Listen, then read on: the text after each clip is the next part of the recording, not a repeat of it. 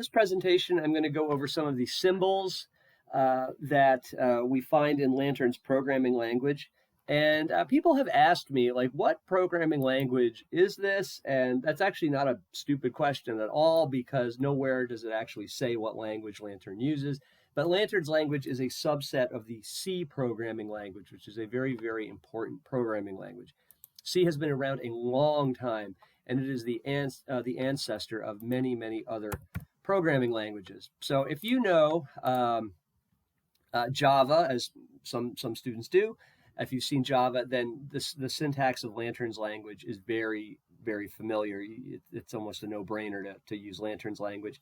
If you don't know Java or a more modern language, by learning Lantern's programming language, you are going to have a much easier time learning a language like Java or C#. So this language in Lantern did not come out of nowhere.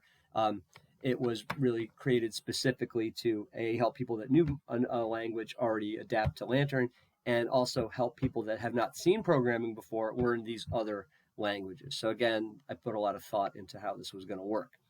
All right, so let's look at some of the symbols that we find in the language, and we'll talk about what they mean and how to use them. Starting with the humble equal sign. So the humble equal sign has a very specific meaning in this language, and that means to evaluate the expression on the right-hand side and stuff that value into the target on the left-hand side. So let's look at an example here. So here's the equal sign, and we're going to take this statement, x equals 5, semicolon. I would read this as x is now 5, right? And then the semicolon means end of statement. So again, we're evaluating the right side of this expression, which is 5, and we're going to stuff it into the target location on the left. So our program, we're going to assume, has a variable called x. We're going to take that 5 and we're going to stuff it into the value that x, we're going to stuff it into x, and then after that, x now has a value of 5. So I would read this as like set x to 5. And then notice that the semicolon ends our statement, and the double slash starts a comment or a note. So I put lots of notes in my code. So the / indicates the start of a comment, and that's just a note that the programmer leaves in the code to explain what's going on. Comments are very, very important, because when you come back to look at some code after a long time, you may not remember how it works or why you did things a certain way. Or you may be working on a project with other people, and it's very, very important to put comments in your code.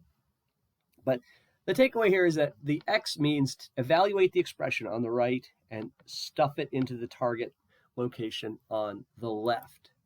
So that's exactly what happens here. So we take the 5 and we stuff it into the memory location, represented by the variable X here. Now, the thing on the left doesn't have to necessarily be a variable, although it just has to be a memory location. So imagine in our game we have an object called Lantern, and we know that our objects have properties and attributes. So properties are those little yes, no, or 1 and 0 flags, the little check boxes, like, is this thing locked? Is it open? Can I put things in it? Is it scenery? Those are yes, no questions. So imagine that we wanted to set a lantern, turn on the lantern here in our game. We can set the lantern's lit property to 1. The lantern's lit property is now 1. End of statement. Right? That's how I would read that. And then let's take a look at this dot right here. The dot is really the apostrophe S. It really means go into the lantern and access that property on it. So the lantern's lit property is now 1. That's how I would read that. When you see that dot, think the apostrophe S in English. So there's setting a value. So the equal sign is used to set a value. And the thing on the right side doesn't have to just be a number, right? It can be an expression. So in this example, we've got y equals 3, right? So this is y is now 3, or set y to 3.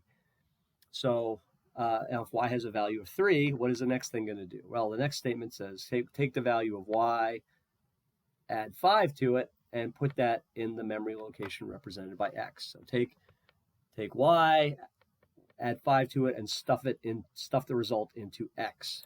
And that's exactly what that's going to do, right? So the thing on the right doesn't have to be a number. It can be anything that evaluates to a number. All right, what else we got? Now, what if we want to change the value of a variable? Well, we can use the equal sign for that. So let's say we wanted to add 10 to our score.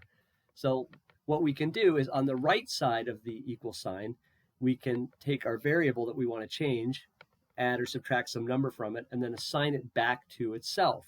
So score equals score plus 10 says set score to score plus 10. That's how I would read that. So take score. So imagine we're evaluating the right side here. Look at whatever the score is. Maybe it's 50. Add 10 to it. Now it's 60. And then take the result and put it back into the score variable. So you could think of, in this case, we're taking a value out of a box, adding 10 to it, and then putting the result back in the same box. So that would add 10 to score, and you can abbreviate that in Lantern using plus equals. So these two statements are equivalent. They mean the exact same thing. So set score to score plus 10. Take whatever score is, add 10 to it, put the value back in score. And you can write it shorthand that way too. What if you want to subtract something? Imagine it works exactly the same way. So imagine we've got a health variable and we want to subtract 10, 15, or 1 from it or something. It's the exact same strategy. Set health to health minus 15.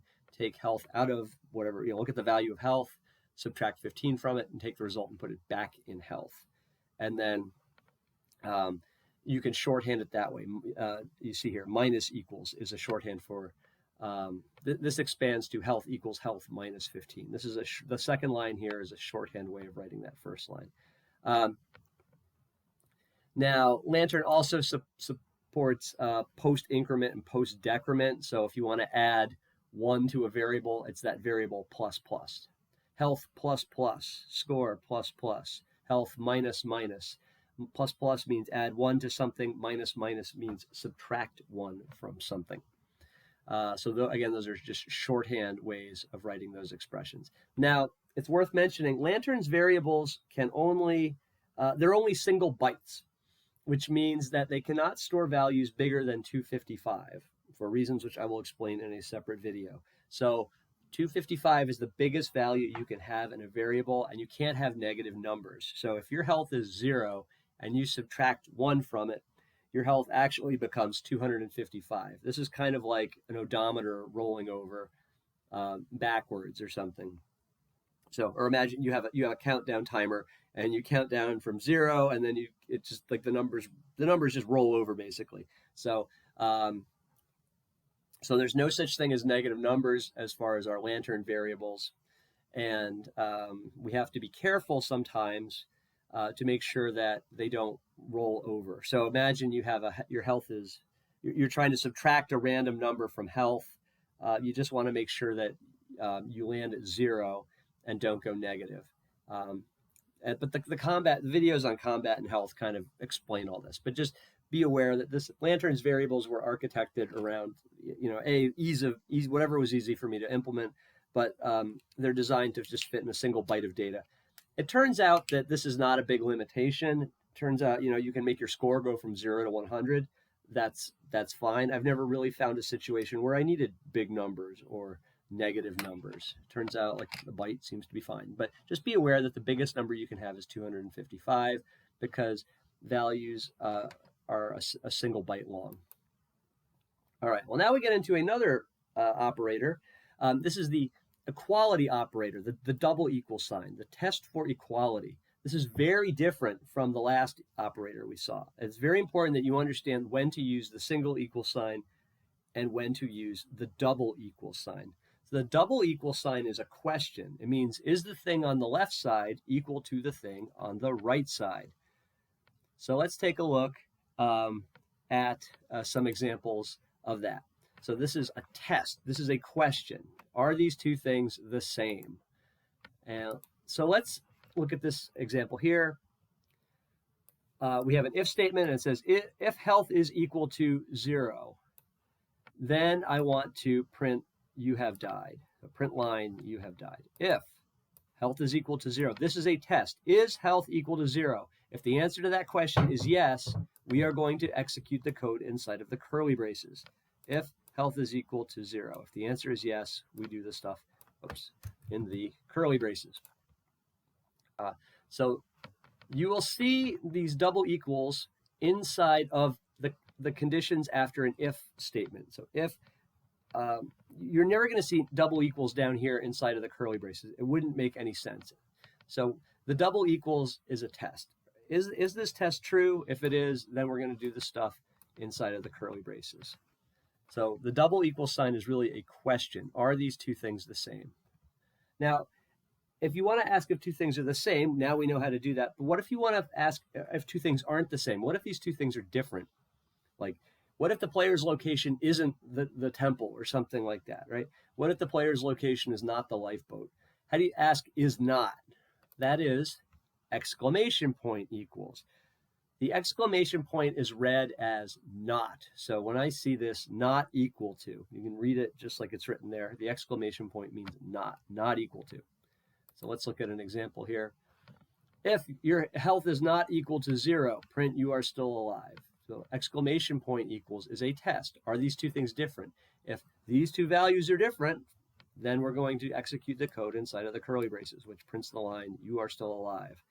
Let's hope that's the case. Let's hope that's the case. Let's hope we're not dead.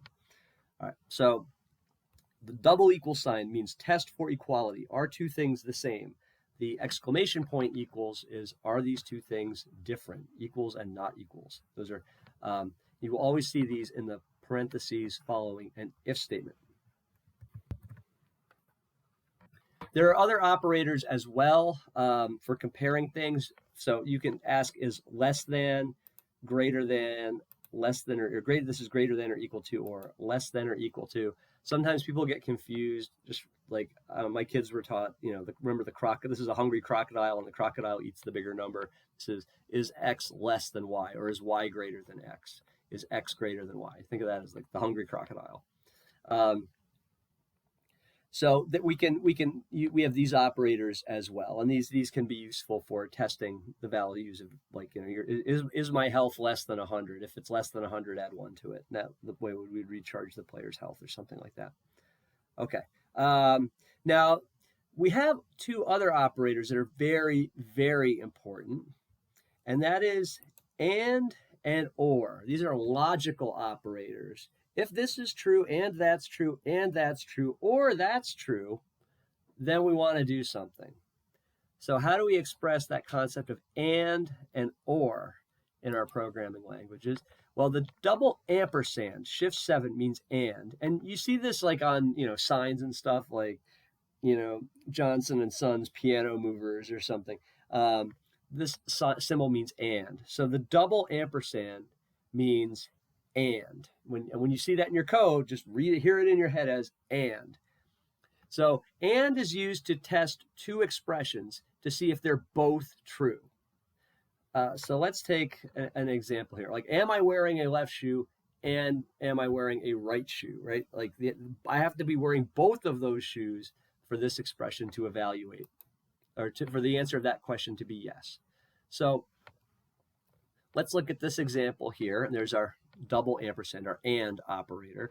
So what this is testing is if the game is over, so if game over is set to 1, so our game is over, and our score is equal to 100. So if our game over is equal to 1 and our score is equal to 100, we are going, then if this is true, if both of those conditions are true, we're going to do the stuff in the curly braces, and the curly braces thing is going to print out you won with a full score. So maybe if game over is set to 1 but our score is 80, it's not going to print you won with a full score because both of these conditions aren't true. For this to be true, for this expression to evaluate as true, both sides need to be true. Or if you're anding more than two things, they all have to be true. So and and is very, very, very powerful. All right, so let's take an example of like when we might need to use this. So imagine we have a game where the player wins, but they have to put the crown, the scepter, and the sword on the throne, right? And once they've done that, they've recovered the king's lost treasures and they win, or something like that. So let's take a look at something like how we would write that. So here's the expression we're testing. It starts at the open parenthesis and it goes to the closing parenthesis. And I just kind of ran out of room here, so I squished it like that. But that would actually compile fine in Lantern. So what we're testing here is the sword's location. If the sword's location is the throne, and the crown's location is the throne, and the scepter's location is the that is not how you spell throne. Oh, Evan. And the scepter's location is the throne, and game over is 0. So if the game isn't over, and the sword's on the throne, and the crown's on the throne, and the scepter's on the throne, then we're going to do, if all of those things are true, then we're going to execute the code in the curly braces, and that's going to print you won with a full score, and then it's going to set game over to 1. Game over is now 1. So here's the double equals. This is a question. Single equals is a statement. Game over, set game over to 1. Game over is 1. This is a test. Is the sword's location the throne? And is the crown's location the throne? And is the scepter's location the throne? And the game isn't over, then print we won with a full score, and now set the game over variable to 1. Like, why would we set game over to 1? Well, maybe this is in an event, and we don't want this message to keep getting printed out. We don't want it to print, you win with a full score, you won with a full score, you won with a full score, you won with a full score, right? Like once, we only want this message once. So if all the treasures are where they need to be and we haven't printed the message yet, now print the message and then set this to 1 so we don't keep doing this action all over again. So if game over is 1, and this is true, this is true, this is true, after we've won the game, if this is 1, then this is false, right? So if game over is 1, we're asking, is game over equal to 0? This is false. Game over is not 0. So then this entire expression evaluates as false, right? Because they're not all true, right? In order for this to work, all of these things have to be true. All right. So that's and. Let's look at or. Or is another very, very useful operator. So in order for an expression that we are evaluating to be true, just one part of it has to be true. Is this true or if that's true? They could both be true, but as long as one of them's true, then the entire expression is true. So am I wearing a left shoe or am I wearing a right shoe? Yes. As far as computer languages go, I am wearing both.